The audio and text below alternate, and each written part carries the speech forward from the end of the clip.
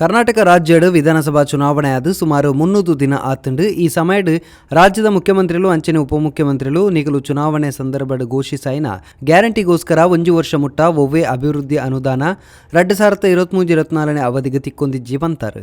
ಅಂಚಾದ ರಾಜ್ಯದ ಮಾತ ಶಾಸಕರು ಸಹಕಾರ ಮಲ್ಪೊಡುಂದು ಭಿನ್ನಯ ಮಲ್ತಿನ ಈ ಪೊರ್ತುಡು ಮಸ್ತ್ ಜನ ಕಾಂಗ್ರೆಸ್ ಪಾರ್ಟಿದ ಶಾಸಕರು ಅಪಸ್ವರ ದೆರ್ತದೇರು ಪನ್ಪಿನ ವರದಿನ ಪತ್ರಿಕೆಲೆಡು ತೂತ ಆಂಡ ಪುತ್ತೂರದ ಶಾಸಕರು ಪುತ್ತೂರ್ಗೂ ಕಾಸದ ಸುದನೆ ಬೈದಂಡು ಶಿಲಾನ್ಯಾಸ ಮಲ್ಪೆರೆಗೆ ಸಮಯ ಹೆಜ್ಜಾಂದಿನಾಥ ಅನುದಾನ ಬೈದನು ಪಂದು ಪುತ್ತೂರ್ದ ಪ್ರಜ್ಞಾವಂತ ಮತದಾರರೇನು ಸಾದಿ ತಪ್ಪವನ ಬೇಲಿನ ಮಲ್ತೊಂದುಲ್ಲೇರು ಪಂದು ಪತ್ರಿಕಾಗೋಷ್ಠಿಡ್ ಮಾಜಿ ಶಾಸಕರು ಸಂಜೀವ ಮಠಂದೂರು ಪಂತೀರು. ಪತ್ರಿಕಾಗೋಷ್ಠಿಡ್ ಬಿಜೆಪಿ ಮುಖಂಡರಾಯಿನ ಅರುಣ್ ಕುಮಾರ್ ಪುತ್ತಿಲ, ಮಂಡಳದ ಅಧ್ಯಕ್ಷರು ಸಾಜಾ ರಾಧಾಕೃಷ್ಣ ಆಳ್ವ, ಪ್ರಧಾನ ಕಾರ್ಯದರ್ಶಿಲು ಪುರುಷೋತ್ತಮ ಮುಂಗ್ಲಿಮನೆ, ಯುವರಾಜ್ ಪೆರಿಯತೋಡಿ ಒಟ್ಟುಗಿತ್ತೇರು. ಎಲ್ಲ ನಮ್ಮ ಮಾಧ್ಯಮದ ಬಂಧುಗಳಿಗೆ ಮತ್ತೊಮ್ಮೆ ನಮ್ಮ ಯುಗಾದಿಯ ಶುಭಾಶಯವನ್ನು ಸಲ್ಲಿಸ್ತಾ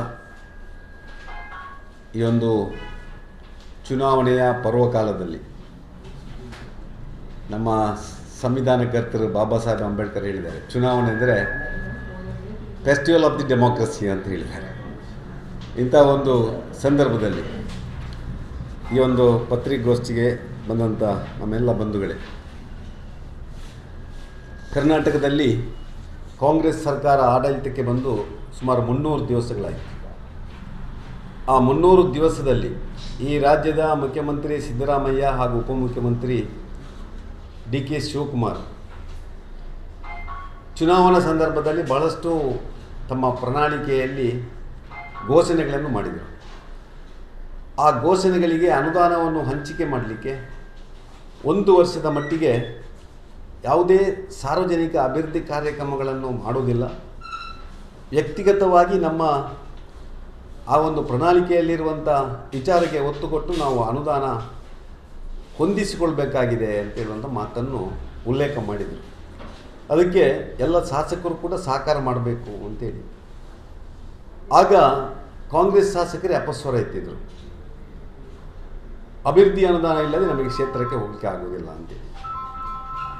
ಇಂಥ ಒಂದು ಸಂದರ್ಭದಲ್ಲಿ ಪುತ್ತೂರಿನ ಶಾಸಕರು ಕೋಟಿ ಕೋಟಿ ಅನುದಾನಗಳು ಪುತ್ತೂರಿಗೆ ಹರಿದು ಬರ್ತಾ ಇದೆ, ಶಿಲಾನ್ಯಾಸ ಮಾಡಲಿಕ್ಕೆ ನನಗೆ ಸಮಯ ಇಲ್ಲ ಅಂತ ಹೇಳಿ 1474.29 ಲಕ್ಷ ಕೋಟಿಯ ಒಂದು ಪಟ್ಟಿಯನ್ನು ಬಿಡುಗಡೆ ಮಾಡ್ತಾರೆ. ಪಟ್ಟಿ ಬಿಡುಗಡೆ ಮಾಡೋದು ಮಾತ್ರ ಅಲ್ಲ, ಆ ಪಟ್ಟಿಯನ್ನು ಒಬ್ಬ BJP ಕಾರ್ಯಕರ್ತನ ಮನೆಗೆ ಚೆಂಡೆ ವಾದನದೊಟ್ಟಿಗೆ ಕೊಂಡೋಗಿ ಅದನ್ನು ಪ್ರದರ್ಶನ ಮಾಡುವಂಥ ಮತ್ತು ಬೆದರಿಕೆ ಒಡ್ಡುವಂಥ ಕೆಲಸವನ್ನು ಕೂಡ ಪುತ್ತೂರು ವಿಧಾನಸಭಾ ಕ್ಷೇತ್ರದಲ್ಲಿ ಬಹುಶಃ ಕಳೆದ 40 ವರ್ಷದಿಂದ ಆಗದಂಥ ಒಂದು ಘನ ಕಾರ್ಯವನ್ನು ಪುತ್ತೂರಿನ ಶಾಸಕರು ಮತ್ತು ಅವರ ಬೆಂಬಲಿಗರು ಮಾಡಿದನ್ನು ಪುತ್ತೂರಿನ ಶಾಸಕರು ಬೆಂಬಲಿಸಿ ಮತ್ತೆ ಆ ವ್ಯಕ್ತಿಗೆ ಬೆದರಿಕೆ ಒಡ್ಡುವಂಥ ಕೆಲಸವನ್ನು ಮಾಡ್ತಾರೆ. ಈ 1474 ಕೋಟಿ ಎಲ್ಲಿಂದ ಬಂತು, ಹೇಗೆ ಬಂತು, ಯಾವ ಸಮಯದಲ್ಲಿ ಬಂತು ಅಂಥೇಳಿ ಇವತ್ತು ಜನರಿಗೆ ಒಂದು ಮಾಹಿತಿಯ ಕೊರತೆ ಇದೆ. ಈ ಸರ್ಕಾರದಲ್ಲಿ ಮುಖ್ಯಮಂತ್ರಿಗಳು ಉಪಮುಖ್ಯಮಂತ್ರಿಗಳು ದುಡ್ಡಿಲ್ಲ ಅಂತ ಹೇಳ್ತಾರೆ, ಪುತ್ತೂರಿನ ಶಾಸಕರು ಕೋಟಿ ಕೋಟಿ ಅನುದಾನ ಬರ್ತದೆ ಅಂತ ಹೇಳ್ತಾರೆ. ಈ ಜಿಜ್ಞಾಸೆಗೆ ಒಂದು ಉತ್ತರ ಈಗ ಜನರಿಗೆ ಬೇಕಾಗಿದೆ. ಅದರ ಜೊತೆಯಲ್ಲಿ ಅವರು ಕೊಟ್ಟಂಥ ಪಟ್ಟಿ ನಿಮ್ಮ ಜೊತೆ ಇದೆ. ಈಗ ಅವರು ಏನೇನು ಕೊಟ್ಟಿದ್ದಾರೆ ಅಂತೇಳಿ ಅದನ್ನು ನಾನು ಉಲ್ಲೇಖ ಮಾಡಿದ್ದೇನೆ. ವಿಶೇಷವಾಗಿ ಬಹುಗ್ರಾಮ ಕುಡಿಯುವ ನೀರಿನ ಯೋಜನೆ. ಆ ಬಹುಗ್ರಾಮ ಕುಡಿಯುವ ನೀರಿನ ಯೋಜನೆ BJP ಸರ್ಕಾರ ಇದ್ದಾಗ ಕೇಂದ್ರ ಸರ್ಕಾರದ 60%, ರಾಜ್ಯ ಸರ್ಕಾರದ 40% ಅನುದಾನದಲ್ಲಿ ಅನುಷ್ಠಾನಗೊಂಡಂಥ ಒಂದು ಯೋಜನೆ. 31/10/2022 ಆದೇಶ ಆಗ್ತದೆ. 31/10/2022 ಯಾವ ಸರ್ಕಾರ ಇತ್ತು, ಯಾರು ಶಾಸಕರಿದ್ದರು ಏನಾದರೂ ಸ್ವಲ್ಪ ಸ್ಪಷ್ಟಪಡಿಸಬೇಕಲ್ಲ ಜನರಿಗೆ.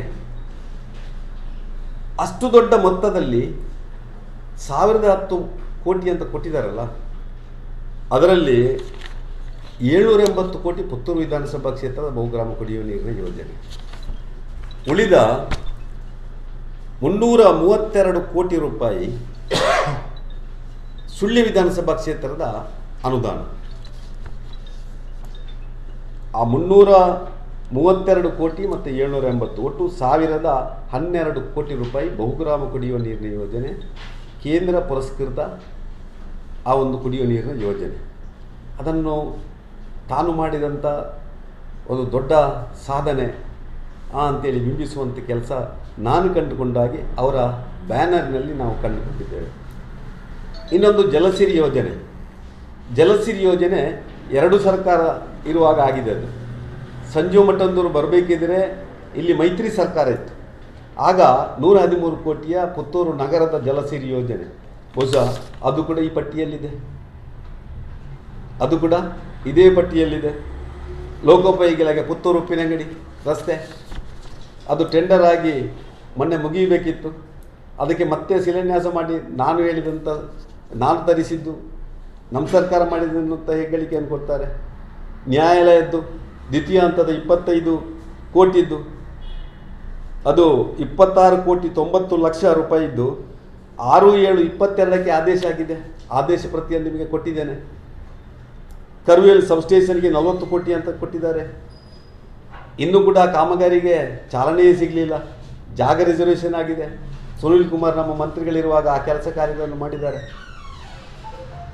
ಇವತ್ತು ಹೀಗೆ BJP ಸರ್ಕಾರ ಇರುವಾಗ, BJP ಶಾಸಕರು ಇರುವಾಗ ಏನೇನು ಕಾಮಗಾರಿಗಳಾಗಿದೋ ಅದನ್ನು ನಾನು ಮಾಡಿದ್ದು ಅಂತೇಳುವಂಥ ಒಂದು ಕೆಲಸವನ್ನು ಇವತ್ತು ಮಾಡಿ ಬಿಂಬಿಸುವಂಥ ಕೆಲಸ ಪುತ್ತೂರಿನಲ್ಲಿ ಆಗ್ತಾ ಇದೆ.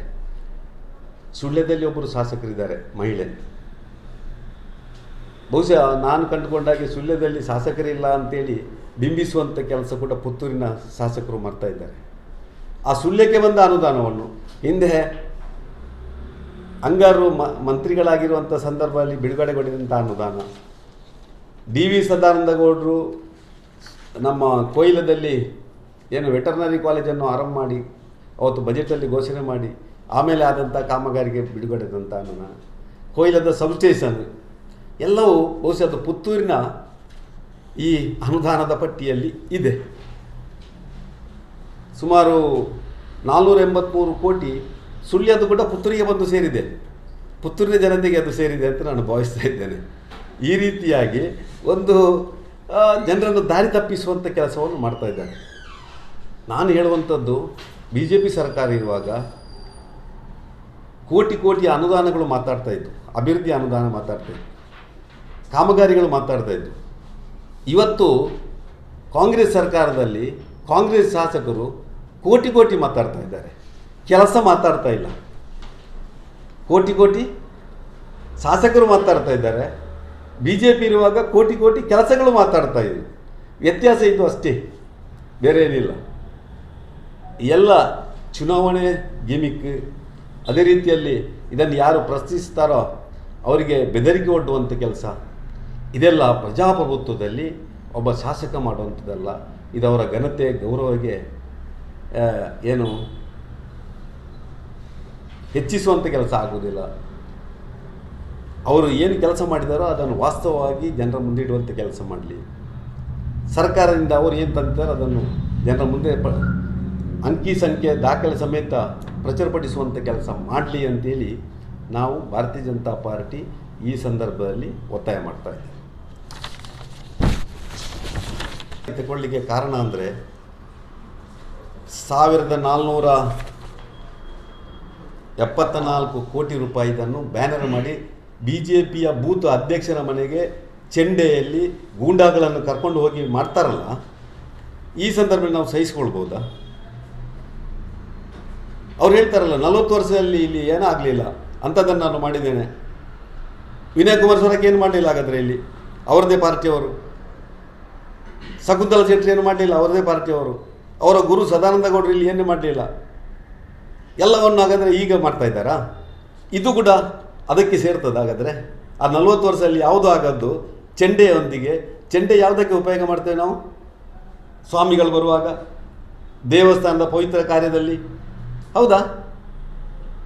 ಇದು ಗೂಂಡಗಿರಿ ಮಾಡಲಿಕ್ಕೆ ಚೆಂಡೆ ನಮ್ಮ ಸಾಂಪ್ರದಾಯಿಕ ಇದನ್ನು ಉಪಯೋಗ ಮಾಡೋದಾ?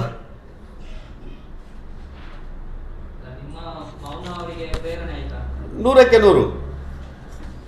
ಈಗ ಬೆಳಸಿರಿಯಲ್ಲಿ 2015 ಕಾಮಗಾರಿ ಪ್ರಾರಂಭ ಜನವರಿಯಲ್ಲಿ ಮುಗಿದಿದೆ ಅಂತ ಮುಗಿದ ಯಾವುದು ಕೆಲಸ ಅವರದ್ದು ಒಂದಂಥದ್ದು. ಅವರಿಗೆ 2-3 ಸಲ ನೋಟಿಸ್ ಆಗಿದೆ. ಅವರಿಗೆ ಇನ್ನೂ ಕೂಡ 5 ವರ್ಷ ಇದೆ, ಮೇಂಟೆನೆನ್ಸ್ ಇದೆ. ಅವರಿಗೆ ಸುಮಾರು 40 ಕೋಟಿ ಹತ್ತಿರ ಇರಬೇಕು ಮೇಂಟೆನೆನ್ಸ್ಗೆ. ಅದರಲ್ಲಿ ಇದೆ, ಕ್ಲಿಯರ್ ಇದೆ, ಅದರಲ್ಲಿ ಡಿಟೇಲ್ ಆಗಿದೆ. ಅವರೇ ಇನ್ನು ಮೇಂಟೈನ್ ಮಾಡೋದು. ಇಡೀ ಪುತ್ತೂರು ನಗರದ ಎಲ್ಲ ಕುಡಿಯುವ ನೀರಿನ ಯೋಜನೆಯನ್ನು ಅವರೇ ಇನ್ನು ಅನುಷ್ಠಾನ ಮಾಡುವಂಥದ್ದು. ಅದಕ್ಕೆ ಮೇಂಟೆನೆನ್ಸ್ ಗ್ರ್ಯಾಂಟ್ ಕೂಡ 113 ಕೋಟಿಯಲ್ಲಿದೆ. ಕೆಲಸ ಅಪೂರ್ಣ, ಪೂರ್ತಿ ಆಗಲಿಲ್ಲ, ಅಪೂರ್ಣ.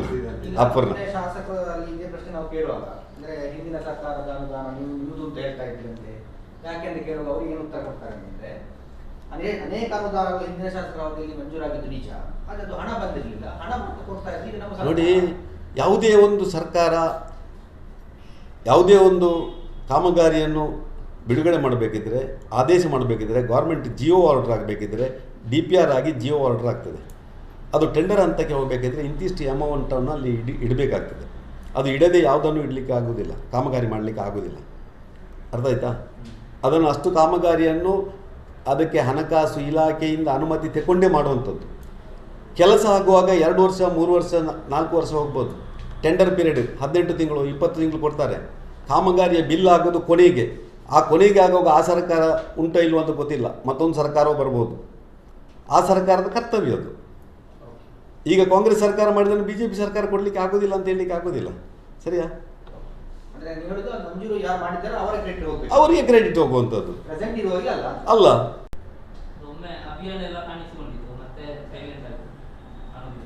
ಯಾವುದು ಅಭಿಯಾನ?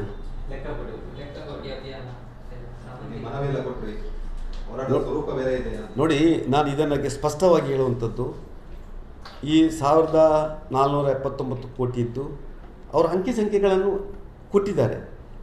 ಆದರೆ ಯಾವಾಗ ಅದು ಆದೇಶ ಆಯಿತು, ಗೌರ್ಮೆಂಟ್ ಆರ್ಡರ್ ಆಯಿತು, ಯಾವಾಗ ಟೆಂಡರ್ ಆಯಿತು, ಈ ಪ್ರಕ್ರಿಯೆಯನ್ನು ಹೇಳಬೇಕಲ್ಲ, ಜನರಿಗೆ ಕ್ಲಿಯರ್ ಮಾಡಬೇಕಲ್ಲ. ಹೌದಲ್ವ? ಇವತ್ತು ಸರ್ಕಾರಿ ನೌಕರಿಗೆ ಸಂಬಳ ಆಗ್ತಾ ಇಲ್ಲ, ಅಂಗನವಾಡಿಗಳಿಗೆ ಫುಡ್ ಸಪ್ಲೈ ಆಗ್ತಾ ಇಲ್ಲ. ಸರಿಯಾ? ಒಂದು ಕನಿಷ್ಠ ಅದು ಕಟ್ಟಕಡೆ ವ್ಯಕ್ತಿಗೆ ತಲುಪಬೇಕಾದಂಥ ಒಂದು ವ್ಯವಸ್ಥೆ. ಅದಕ್ಕೆ ಸರ್ಕಾರದಲ್ಲಿ ದುಡ್ಡಿಲ್ಲ. ಅಂಥದ್ರಲ್ಲಿ ಈ ಸಾವಿರ ಕೋಟಿ ಈ ಸರ್ಕಾರ ಬಿಡುಗಡೆ ಮಾಡಲಿಕ್ಕೆ ಸಾಧ್ಯವೋ ಅಂತೇಳಿ. ಸರಿಯಲ್ಲ?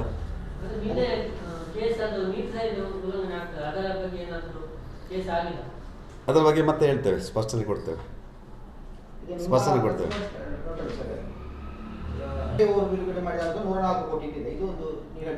ಅಲ್ಲ, ನಾವು ಅದರಲ್ಲಿ ನೋಡಿದ್ದು, ಅದಕ್ಕೆ ಅಷ್ಟು ನಮಗೆ ಸಿಕ್ಕಿತ್ತು, ಅಷ್ಟು ಸಿಕ್ಕಿತ್ತು. ಹೇಳಿ. ಏನು? ಅಲ್ಲ, ನೀವು ಹೇಳಿದ್ರಲ್ಲ ನನಗೆ ಪರಮಾಧಿಕಾರ ಇದೆ ಅಂತೇಳಿ. ಉತ್ತರ ನಿಮ್ಮಂದಲೇ ಬಂದಿದೆ.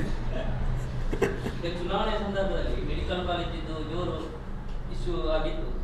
ಅದರ ನಂತರ ಈಗ ಬೆಡ್ ಏರಿಕೆ ಮಾಡುವ ಇದು ಪ್ರಕ್ರಿಯೆ ಕೂಡ ಆಗಲಿಲ್ಲ. ಅಲ್ಲ, ಅದನ್ನು ನೀವೇ ಕೇಳಬೇಕು. ಒಂದು ವರ್ಷದಲ್ಲಿ ಆಗದೇ ಇದ್ದರೆ ನಾನು ಬೆಂಗಳೂರಿಗೆ ಪಾದಯಾತ್ರೆ ಮಾಡ್ತೇವೆ ಅಂತೇಳಿ ನಾವು ಕೂಡ ಸೇರಿಕೊಳ್ತೇವೆ ಅದರಲ್ಲಿ ಪಾದಯಾತ್ರೆ. ಖಂಡಿತ ನಾವು ಖಂಡಿತ ಸೇರಿಕೊಳ್ತೇವೆ. ಪುತ್ತೂರಿನ ಅಭಿವೃದ್ಧಿಯಲ್ಲಿ ನಮ್ಮದು ಯಾವುದೇ ರಾಜಿ ಇಲ್ಲ. ಸಂಜೀವ ಮಠಂದು ಮತ್ತು ಇಲ್ಲಿ ಕೂತವರನ್ನು ಸೇರಿಸಿಕೊಂಡು, ಸರಿ ಅಲ್ಲ ಯಾರಂದ್ರೆ ರಾಜಿ ಇಲ್ಲ. ಅವರು ಪಾದಯಾತ್ರೆ ಹೋಗಿದ್ರೆ ನಾವು ಅವರ ಜೊತೆ, ಯಾಕಂದರೆ ನಾವು ಪಾದಯಾತ್ರೆ ಮಾಡಿ ಎಲ್ಲ ಹೋರಾಟ ಮಾಡಿ ಬಂದವರು.